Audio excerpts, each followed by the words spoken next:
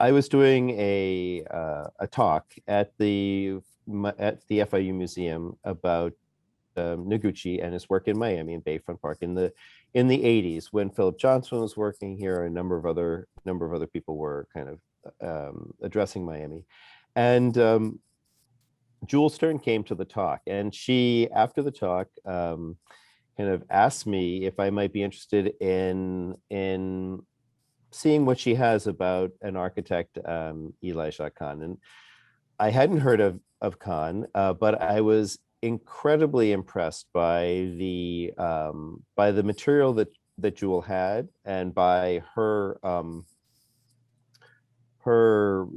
drive and desire to make a book out of his work, and or a book of his work. And she and I spoke about this. She was in a moment in her life when she needed to work with somebody. She needed to collaborate. She needed somebody to come together with her on the project. She'd been working on it by herself.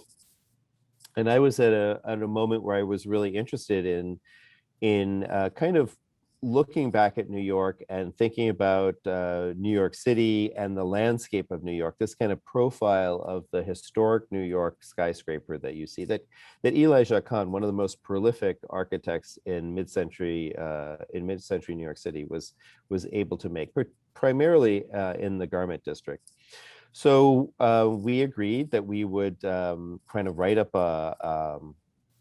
a proposal to do a book where Jewel, who focused mostly on Kahn's work in the 20s, and would take the first half of the book, and I would take the second half of the book, more or less, and work on the 1930s through the end of his life in the 70s, which I was very interested in. So it was a kind of a combining of our skills. It was a combining of our personalities. I admire Jewel a great deal. I think if she had been born in another age, another moment in time, she would be one of the great professors of and scholars of architectural history and design history nationally. I think she is that now.